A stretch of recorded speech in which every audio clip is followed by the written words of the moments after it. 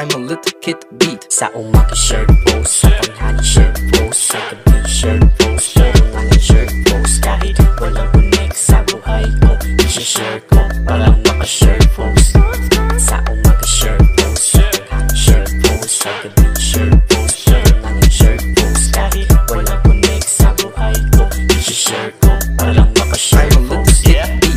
Kada share ko, may nagre-reklamo. Sinasakop ko na daw yung speed niyang mabaho. Nilalike mo post ko, ilalike ko post mo. Mapikon talo, iba-block account mo. Pero okay lang yon, dyan ako sumasaya. Kaka-share post ko, 300 na pala. Puro name ko na lang ang nakikita nila. Puro ako share post, napipikon na sila.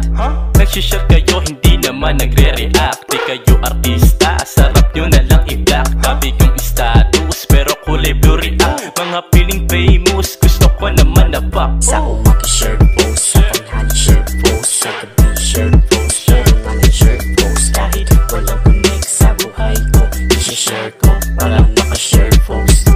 Sa umaga shirt post, sa tanghali shirt post, sa gabi shirt post, tanghali shirt post. Kahit walang connect sa buhay ko, i-share ko walang maka-shirt post.